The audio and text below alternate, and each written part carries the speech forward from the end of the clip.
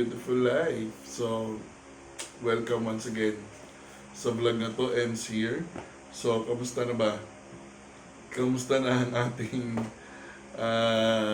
quarantine? Yan. So, malapit na, no? Let's hope for the best na ma-lift na yung quarantine natin sa April 14. Pero syempre, kung ano pa rin ang assessment ng ating mga magagaling na mga taga Department of Health, syempre, re-recommend nila yan sa ating presidente kung talagang dapat na nga ba o hindi pa. But let's hope din and let's pray na maging bumalik na sa dati ang lahat, di ba? Beautiful life, harmony of life. So, ang topic ko ngayon is about mindfulness. So, before kung i-discuss yung mindfulness, gusto ko lang muna i-reiterate na importante sa atin na malaman natin or magkaroon tayo ng positive na pananaw sa buhay, lalo na ngayon sa pinagdadaanan natin no, na enhanced community quarantine. So, importante sa atin na yung mind natin healthy. Yung thoughts natin, the way we react to things around us, dapat hindi ito nakakasira sa atin personally kung paano tayo mag-react. Dapat na-control natin yung sarili natin. Okay? So, bago ko simulan yung mindfulness, kinakailangan kasi sa mindfulness kasi for you to feel it more and for you to understand it better. Kinakailangan magsimula tayo sa tinatawag natin na meditation. So, meditation. Pero breathing exercise lang naman siya. So, meron lang akong ginawang example ng breathing exercise. Sa tawag ito deep deep breathing exercise na pwede natin gamitin. Lalo na pag na-stress tayo or nakakaramdam tayo ng anxiety. So, makakatulong to sa atin. So, ito yung example ng deep breathing exercise.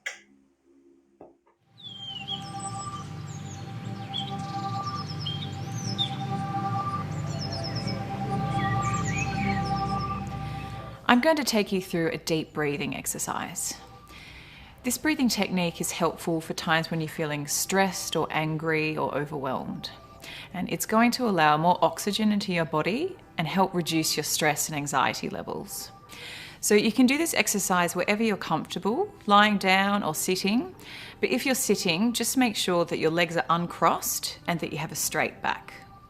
You're going to try while I count. And we'll be doing this 4 times. So start by breathing out excess air. So breathe in through your nose for 5. Ready? Breathe. 2, 3, 4, 5. Hold it. 2, 3. And then breathe out. 2, 3, 4, 5, 6, 7. Now we'll do another breath together. Breathing out and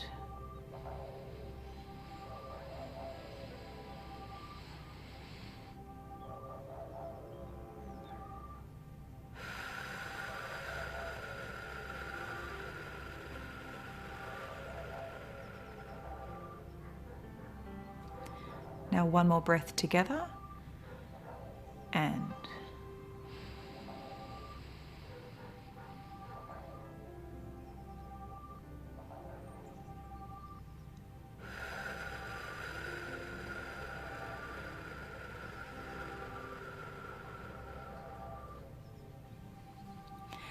last breath while I count.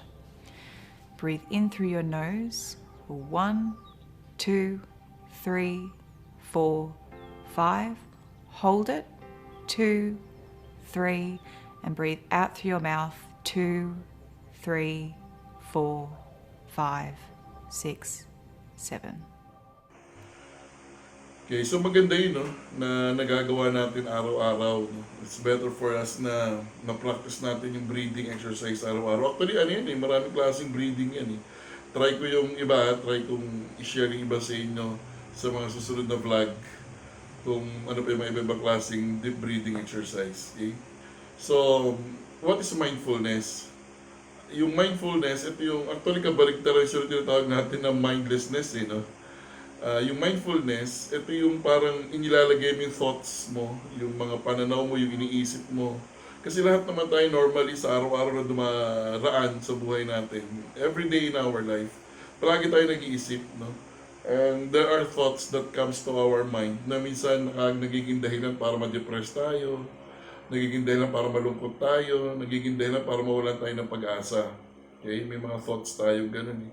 So, yung mindfulness, ito yung inilalagay mo yung isip mo sa panahon ngayon. Okay? Parang yung mindfulness is about the here and now. Yung nangyayari ngayon. Okay? Hindi ito dapat tinatakasan. Okay? For example, ang situation natin currently na pinagdadaanan nating lahat na pare-pareho is the COVID-19, the enhanced community quarantine, at the same time yung nakakulong lang tayo sa bahay. Okay, so lahat tayo na pinagdadaanan natin ngayon, mostly tayo mga nakatira sa Luzon, mostly tayong lahat yun ang pinagdadaanan natin. So mindfulness, we have to accept the fact in our mind na nag-i-exist to. Okay? Na nandito na yan. Quarantine na tayo, may COVID-19 na. We have to um, acknowledge yan. Na nandito yan, nangyayari yan. Hindi natin pwedeng takasan yan sa isip natin. Hindi natin pwedeng sabihin na wala yan, hindi totoo yan. Hindi. We need to accept it. And then from there, okay, dahil tinanggap na natin, ang inaccept natin sa isip natin, ano ngayon ang gagawin natin? Okay? Dapat ba tayo matakot? Diba? Yung mga ganung pananaw. So sa mindfulness, nakikita mo ito na hindi nakakatakot. Kaya nakikita mo to na parang may mga paraan at may mga dapat gawin para makaiwas na mahawaan ka ng COVID-19. Which is, yun nga, yung quarantine, yung social distancing, yan.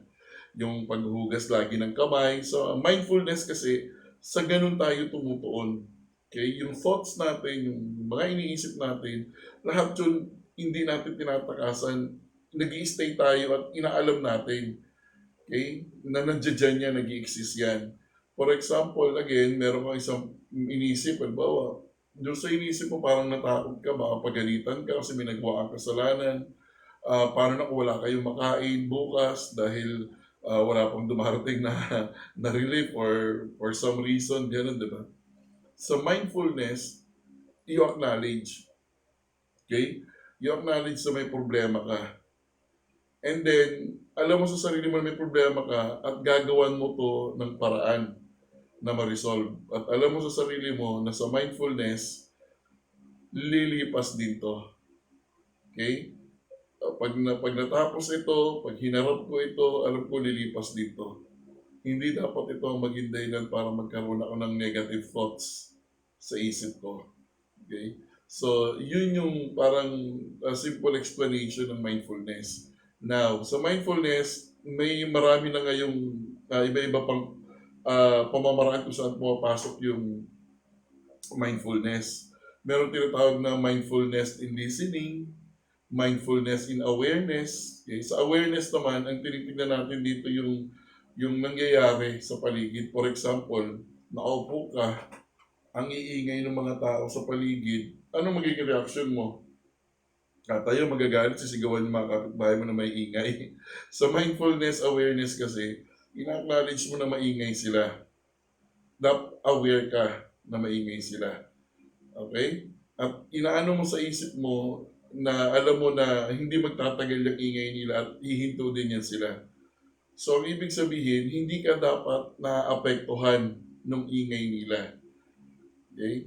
One good example din, halimbawa, nagdadrive ka, no? Nagdadrive or nagdadrive ka ng motor. And then, bigla may overtake sa'yo. Dahil bigla kang in-overtakean, syempre, parang nagalit ka ngayon, nag-react ka kasi parang feeling mo nasapawan ka. Okay? Ang normal na reaction ng isang tao na wala sa state of mindfulness, bababa sa kotse, sisigawan, or bubusinahan, or mumurahin yung nag-overtake sa ano, o yung nag-cut sa kanya. Sa state of mindfulness, you stay, iba yung overtakean ka, yun na magagalit ka na, ang gagawin mo, you focus on yourself, and then deep breathing bago ka mag-react. Ayan. Nagdi-deep breathing ka. bago ka mag-react. Hindi ka agad nagagalit. Kaya nakokontrol mo yung sarili mo. So, sa madaling salita, sa mindfulness, ina-acknowledge mo yung here and now, yung mga nangyayari ngayon, and then you control it. Kung ano ba magiging reaction mo towards doon. Okay? Yun yung mindfulness. So, share ko lang sa inyo yun kasi maraming sitwasyon ngayon na nangyayari sa atin, no, sa paligid natin. And mostly, yung mga nababasa ko din sa mga Facebook page na minsan out of control, lalo yung ibang kabataan, out of control na sila. Hindi na nila nakokontrol yung sarili nila and they do things na akala nila maganda pa sa paningin ng nakarami. One good example is yung sa TikTok na invisible. Tapos may mga tao talaga, may mga kabataan talaga na pag ginano nila, pagbalik, invisible talaga nag-uubad sila. Without them knowing it, that TikTok is a program. Siyempre, pag program ito, na ma-manipulate ito. Without them knowing it, merong chance na talaga namang nakikita silang nakaubad.